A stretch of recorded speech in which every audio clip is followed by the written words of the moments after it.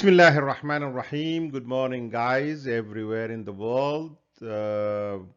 Now, this is our 9th episode. It's going to be on osmosis, which is the second part in chapter 3, the movement of particles into and out the cell.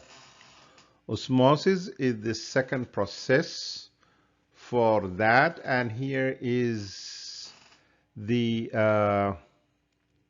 main curriculum for your year or for your biology, and this is our 5 subtopics for the core, in addition to 4 subtopics to the supplement.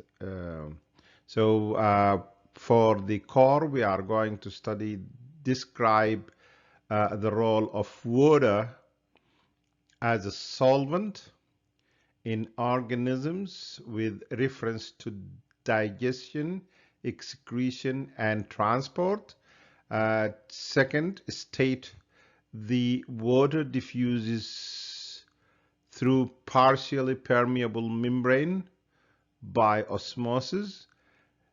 Third, state the water moves into and out of cells by osmosis through the cell membrane. Investigate number 4, investigate osmosis using materials such as dialysis tubing. Number 5, investigate and describe the effects of on plant tissue of immersing them in solutions of different concentrations. Item number 6, 7, and 9, and 8 belongs to supplement students, in which number 6 state that plants are supported by the pressure of water inside cell pressing outwards on the cell wall. Number 7, describe osmosis as the net movement of water molecules from a region of higher water potential, that means it is dilute solution, to a region of lower water potential concentrated solution through a partially permeable membrane. Number 8, explain the effects on plant cell of immersing them in solutions of different concentrations by using the terms turgid, turgor, pressure, plasmolysis, flaccid.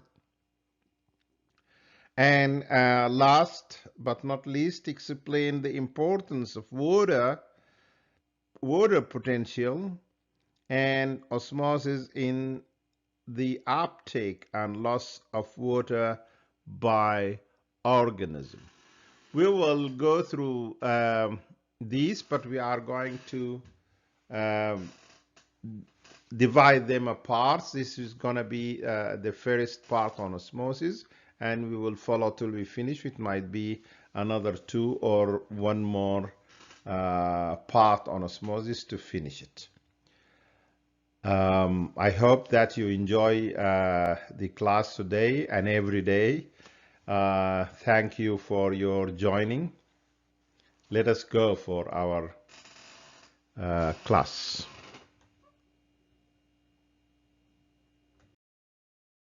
Just to revise what we have done before, we actually stated that there are 3 processes by which substances are transferred into and out of the cell. The first one is called diffusion, and we talked about this before, the previous period or the previous class. Osmosis, which is the second part, we are going to talk about the first portion of it today. And the last one, or the last process, is the active transport.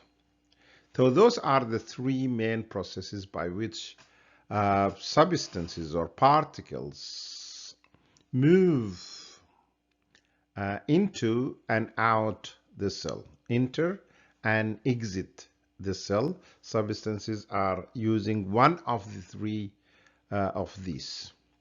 Also, we said that when we are talking about the solute, which is the material that dissolves in a solvent, or the substance or particles that are dissolved in a solvent, this is called diffusion.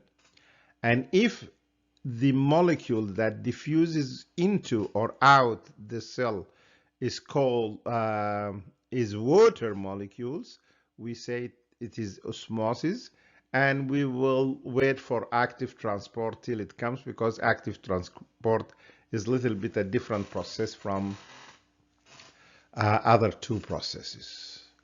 This is what we have done previously, and we will proceed now for our main topic, which is osmosis, first part of the osmosis.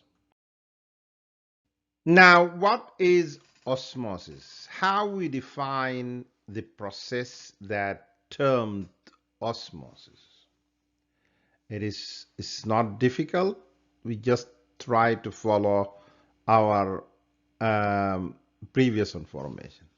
Osmosis is the spontaneous net movement of diffusion of a solvent molecules, the liquid, example water, through a partially permeable membrane from a region of high water potential to a region of low water potential in the direction that tends to equalize the solute concentrations on the two sides. Let us go for another definition, and then we will try to explain each of them. Osmosis is a process by which molecules of a solvent, example water, tend to pass through a semi-permeable or semi-permeable membrane from a less concentrated hypotonic solution into a more concentrated one, a hypertonic solution, thus equalizing the concentration of the two solutions on each side of the membrane. So what we have here, first, we have a net movement of solvent molecules. Let us assume that this solvent is water. So it is the net movement of the water molecules. The water molecules, those are the targeted. The net movement of them is what is called osmosis. Where? Through a semi-permeable membrane, or partially permeable membrane, or selectively permeable membrane. All three names are named for one thing. All three names. From a region, now pay attention, of high water potential. When we say high water potential, we mean the place where there is a high concentrated water, more molecules of water are there. One more thing is the place where the solution is highly diluted. When we say that this is a diluted solution, that means the amount of water is too much more than the amount of solute. So the amount of solvent, example water, is too much in percentage wise compared to the solute amount. Let us assume when we say that this is a 10% solution, that means the particles of the solute equal 10 grams, while the particles of, or the weight or the volume of water equal 90 grams. The weight and volume of water is equal to each other in number because the density of water is 1. So when we say this is a 10% water solution, that means the solute amount, if we take it like this, if the solute amount is 10 grams, then the water amount is 90 grams or 90 milliliter. Now, if we say that this solution is 25%, that means the solvent, which is water here, is 75 while the solute is 25. So if we compare the two, the 10% is more diluted than the 25%. So this is the important. So high water potential means high water concentration, but here we change the word concentration and put the word potential so nobody can misunderstand the use of the two words, because we always leave the concentration for the solutes while using potential for the water molecules. However, scientifically they are the same. To a region of lower concentration, that means to a region where the water molecules are less, are few, are even no water there. The direction that tends to equalize the solution. So if I have 10% solution and then I have 30% solution, the water is going to go from the 10% solution to the 30% solution till the 30% solution becomes 10% solution, or vice versa. The 10% solution becomes 30% solution concentration. We are going to calculate this in the second time. Not in this class, but the other class. So you can understand what I mean by this. Now, what are the characteristics of the osmosis? Three things, they must be together. First, osmosis is passive. Osmosis is passive. Second, is a passive process. Second, it requires no energy other than the particulate kinetic energy. And here we mean the solvent molecule kinetic energy. Third, it needs a permeable membrane, semi-permeable membrane. Fourth, it needs, there must be, in order to osmosis takes place, there should be two different concentration solutions. Two solutions that are different in their concentration. Movement, it is a random movement of the solvent molecules, like the water. And the end of the osmosis is the equilibrium point, and the equilibrium point is the equalizing point between the two solutions.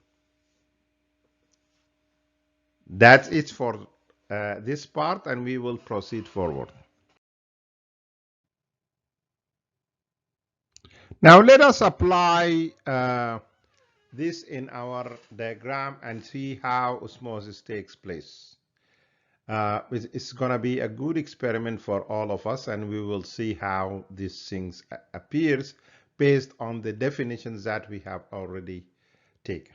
We said that there should be two solutions first, solution A and solution B, and they have two different concentration. You see here, this is the solute, the green balls here are the solutes, while the blue balls are the water. So we have two types of concentration, both of them with a different concentration for the other.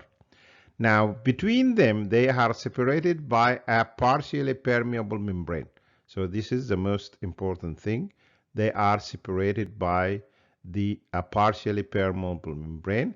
And we define that the partially permeable membrane means that the membrane that is selectively allow some molecules to pass through and not others.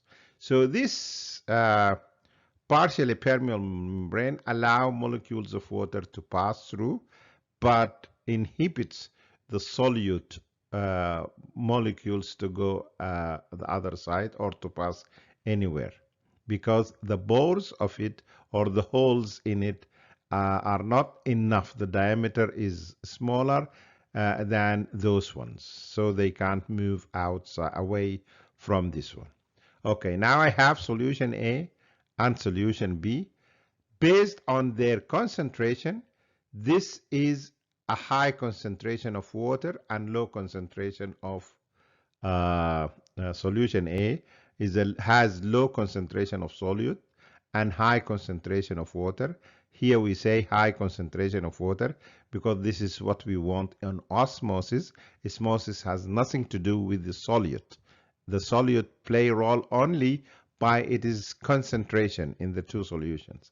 Now here, because the solution has more particles of the solute, so there is a high concentration of the solute here and low compared to low concentration of water.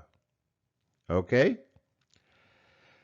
Since we have different solution, one of them is more concentrated than the other, the high concentration of water or the low concentration of solute is called hypotonic solution, and hypo is a prefix means under or below. So this is below solution, a solution that has little amount of the solute, while the other one is called the hypertonic solution. And by hypertonic solution, hyper is a prefix that means high or more or extra. So that means this solution contains more solutes than the other solution. Okay, and at the same time, we say that there is a low water potential. Why we say low water potential? Because the water molecule is less than the other in number and amount. So here we don't have many water molecules compared to this one. So this is where there is a low concentration of water. That means a low water potential. The same thing here. We have a high water potential. That means we have more molecules of water compared to solution B. Now, the direction of movement of water is from the high concentration of water, high water potential, towards the low water potential. Okay, or towards the low concentration of water. Now we explain how the process takes place. We have another diagram that will let you know is it true or not. Let us go further and see what is going on. Now I want you to assume that we have the same two solutions. Then we divide those two solutions into a container, a beaker, and we have the same beaker. This is the same beaker, but the X beaker here, we have the solution A of the previous experiment and solution B.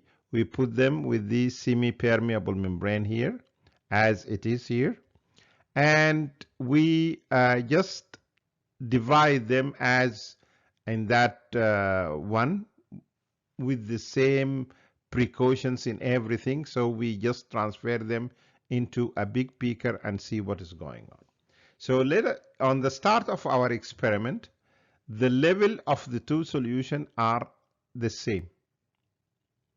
This is the concentrated solution or the high solute concentration or the low water potential or the hypertonic solution, this one, which is solution B at that one. And here is the same thing, the high water potential, the low solution concentration, the hypotonic solution is here, and this is the green particles. We just put it here like this, and then we color this with the same like this. Okay. Now we left this, for example, for 1 hour. Okay, and be careful about the level of the water in both of them. The level of solutions is the same in both. So we put the same amount of each solution in its place. Okay, now when we come after a while, what we see is that where solution B, there is a high level of the water here, or the solution is getting higher, while this one is getting lower. The question is why this happened. Because of osmosis. Water moves from high water potential to low water potential and keeps doing this till the concentration of both solution be the same. So if, for example, here is 20 to 40, then when they become, both of them are 30, the movement of water stops, or actually the movement of water inside each solution is the same as the outside the same solution. And from this, you have to understand that water always goes from high water potential to low water, moves from high water potential to low water potential.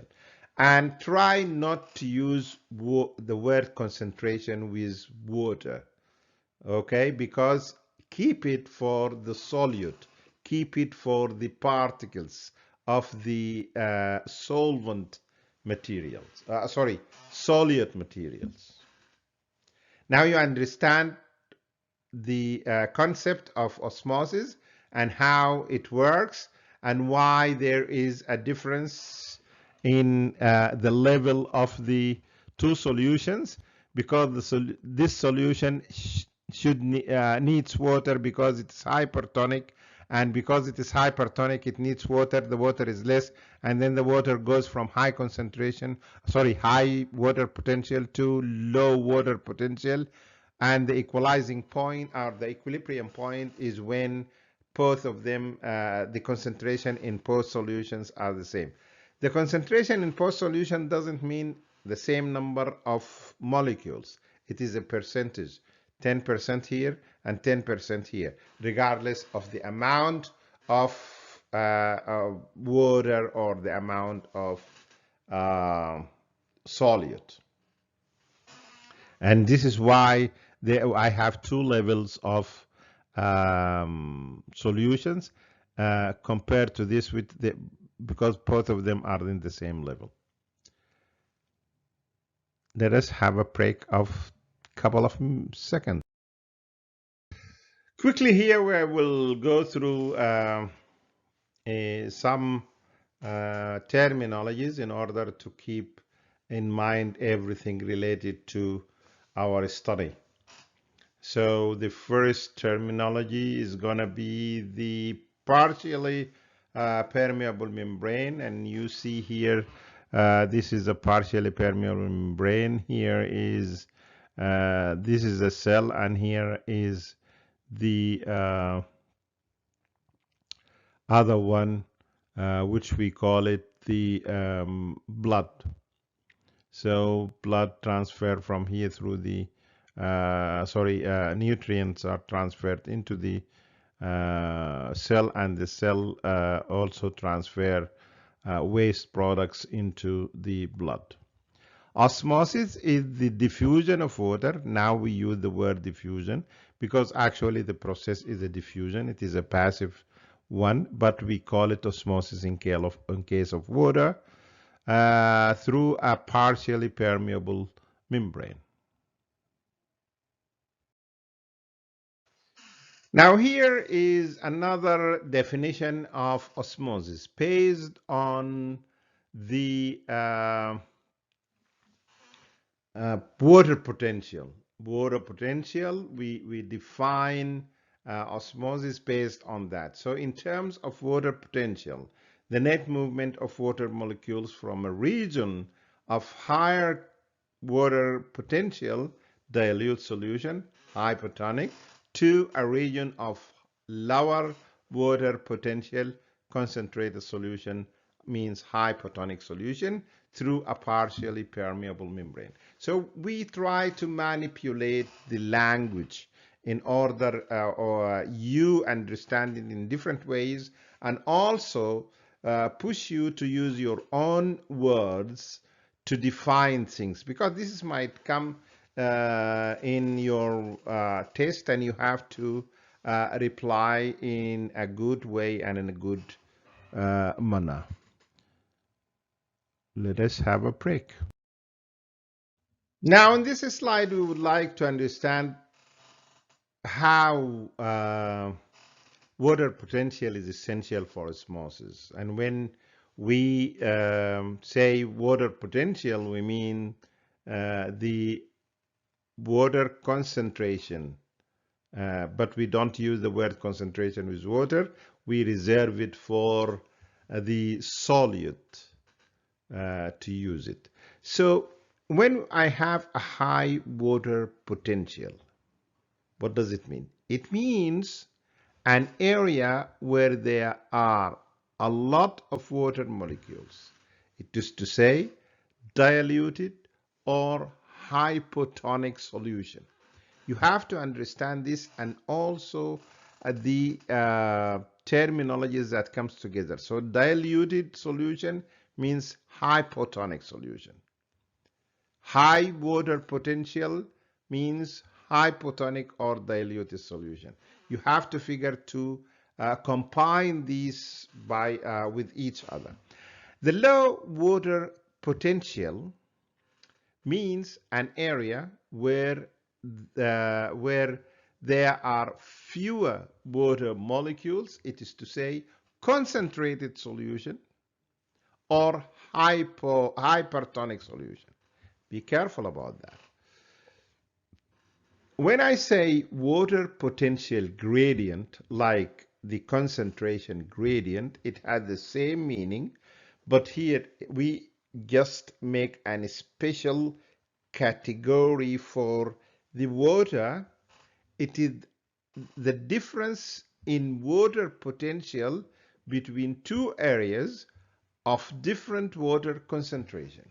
Let us go here and see in our diagram here. All these are water molecules. So I have an abundance of water molecules here. Since I have an abundance of water molecule here, this is the high water potential. So here there is a lot of water. This is a partially permeable membrane. That means this membrane will allow certain molecules to pass and prevent others. So it has some sort of selective permeability or partially permeability or semi-permeability.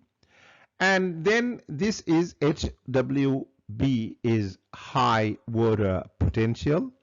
Then this is the direction because water always goes from high water potential to low water potential. Low water potential, where very few of water molecules are resident here. This is the most important thing. The difference between them the difference between those two concentrations of water molecules will allow more molecules of water to go. If the difference is bigger, if the difference is less, it's not going to do that. And it have the same factors that plays role in diffusion, and it plays the same role with the osmosis. And here I told you that the term potential replaces the term concentration for in case of water. To simply wrap the previous information about osmosis, we just say that osmosis takes place when two solutions with different concentration are separated by a partially permeable membrane. If they have the same, if those two solutions have the same molecules, have the same amount of molecules, have the same concentration, there will not be a passage between water, and we will talk about that. It's called isotonic solution, and we will see that just a few minutes. Now, solution, what is the solution? Solution is actually a solute plus a solvent.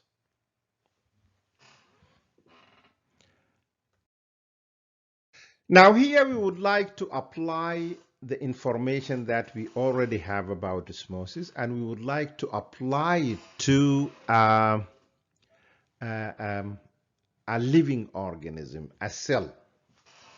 Why we do that? Because as biology is a science, but it's also applied science. We use it in real life.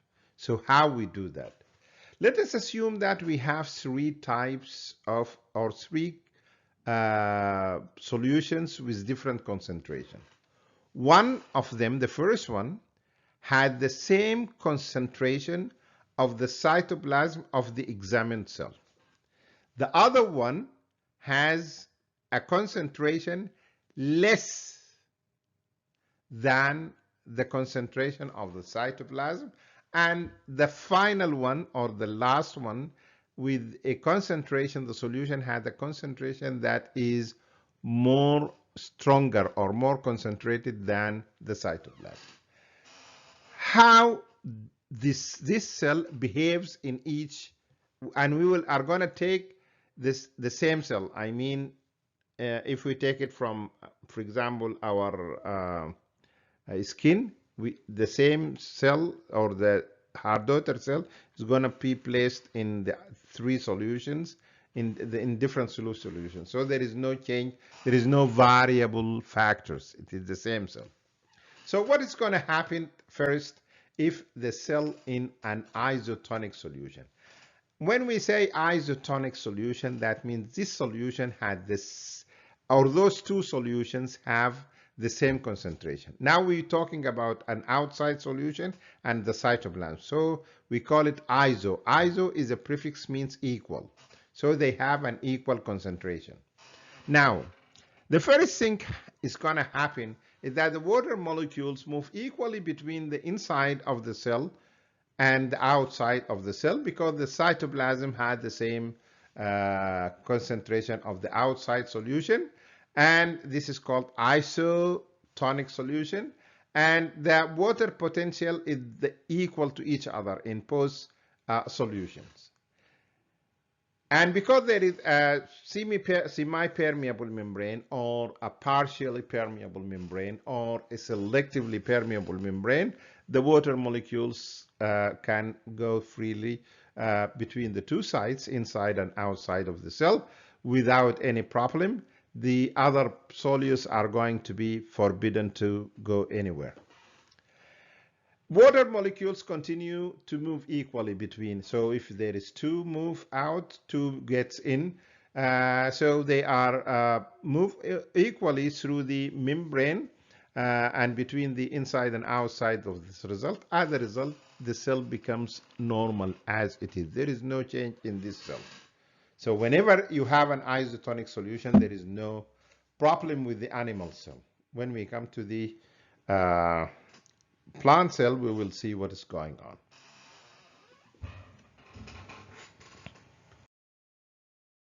Now, this is the case when it is isotonic solution. There is nothing happened to the cell. The cell behaves normal, and there is nothing happens because the water potential outside and inside the cell is the same. Now, let us assume that we take the same cell and put it in a hypotonic solution. That means a high water potential solution. What is going to happen? Water molecule is going to move from the outside of the cell to the inside of the cell.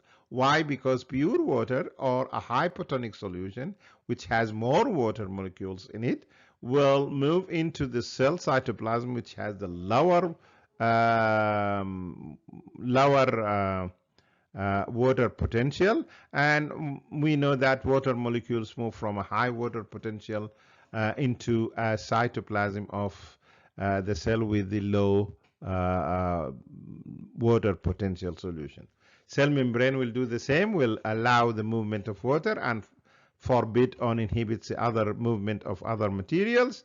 And water molecules continue to move from outside of the cell to the inside of the cell. Then the cell swells, and it may pierce if it continues to receive water from outside, which is a different behavior from that one, from that cell that have been immersed in an isotonic solution.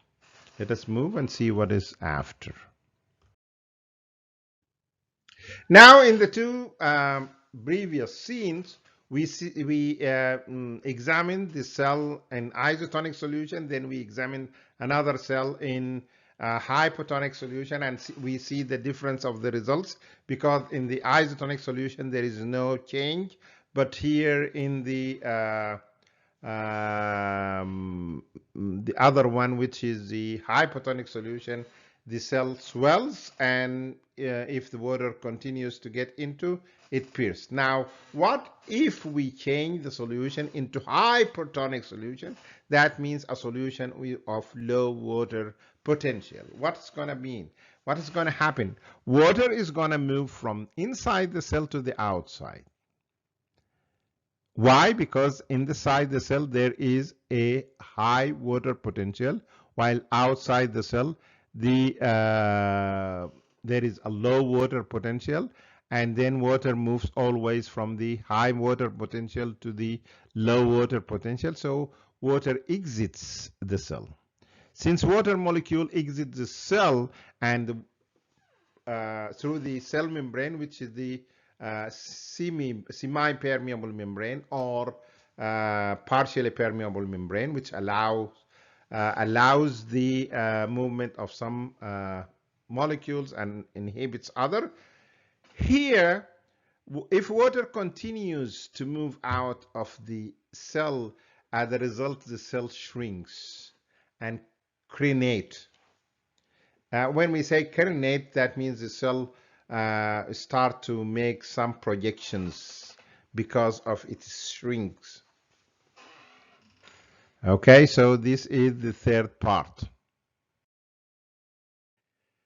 Okay, if this is the case, and when we put a cell into different types of solution, there is something is going to happen if it is hypotonic or hypertonic, but if there is an isotonic solution, there is nothing happened. Can we use this in real life? Yes, we can do that. The infusion, for example, when you go and you take a saline infusion or glucose infusion, what they do, they just get some solution into your blood. So what is happening? Why your cells are not damaged? Because this is an isotonic solution. Solution they have the same in concentration of your blood cells. So there is nothing happened. But if you put a pure water, you are going to be hurt. If you put a pure water instead of this saline or this type of dextrose infusion, it's going to be a problem. So when we do the same for the red blood cell and we put it in isotonic solution, this is going to happen. When we put RBCs, which is your red blood cell, in an isotonic solution, what is going to happen? When we say isotonic solution, that means it had the same concentration of the cytoplasm, so there is the water flow between the two is going to be the same, and when it is the same, there is no movement, and the a normal cell become the cell at the end become normal. There is no real change of the cell. If it is RBCs, if we put it in hypotonic solution, the RBCs cytoplasm is going to be of more concentration of materials inside it. So the water gets into the cell and the cell swells. And if it continues, it's going to pierce. However, if you put it in hypertonic solution, the RPCs, and so the inside of the cell has a low water potential, then water goes outside the cell, and when water goes outside the cell and continues to exit the cell, what is going to happen? The cell is going to lose water, and then when it is going to lose water, it's going to shrivel or crenate. This is what is going to be happened if we try to use the three of them. And this is a real life work. Always there are the questions here.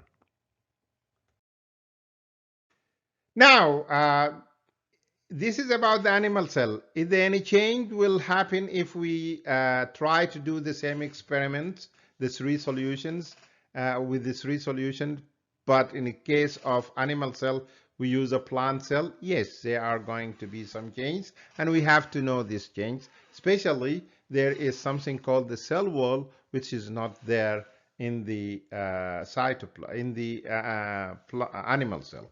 Now, in case of the plant cell, the movement of water within isotonic solution is going to be the same in either direction. So it is inside the cell to the outside and outside to the vice versa to the inside. So water becomes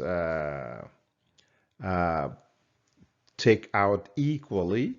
No turgor pressure exists because there is no water potential difference between the two. And the cell membrane may partially move out or separated from the cell wall, partially separated from the cell wall. So this is also important thing. And here the cell becomes flaccid. It's not the normal cell, but it's this flaccid cell. Flaccid means you see as if you have a rose and then you put it outside for some time, it's going to little bit shrink. It's not shrinking 100% unless you leave it for a long period of time. Now, in the isotonic solution, the plant cell is going to be flaccid, and this is something different. But how it's going to behave, this cell, when we put it or immerse it into hypotonic solution? That means a high water potential solution or a diluted solution. What is going to happen? It is easy. Outside of the cell has a high concentration of water or high water potential. The water goes from the outside to the inside and it starts to fill the cell. The cell start to swell, but it is not going to pierce because of the presence of the cell wall. But since it is going to absorb more water inside the cell, even the large permanent vacuole is going to be filled with water. This is going to push the cell membrane hard into the cell wall, and this is what we call turgid. The cell is become turgid because there is a turgor pressure is created due to the pushing or pressuring of the inside water to the cell membrane, to the cell wall. So be careful about such type of terminologies happen. So this is a turgid cell. With isotonic is a flaccid cell, and let us see what is with hypertonic.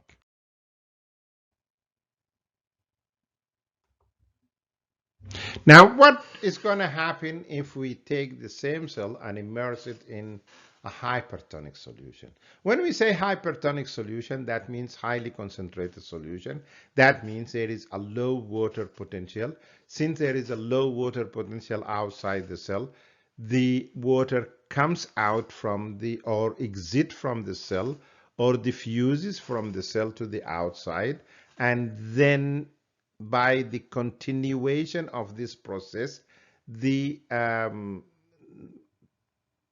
cell is going to be deprived of water, and if it is deprived of water, the cell membrane is going to be pulled away from to the inside from the cell wall. And since it pulls away to the inside, this is called plasmolysed or plymolysis. This is an important process happened in the cell. We are going to talk more about it in the next class, but this is going to happen. And here it is very important you know in each case what is happening, because here we apply science to real life. We apply science to biology, to a living organism.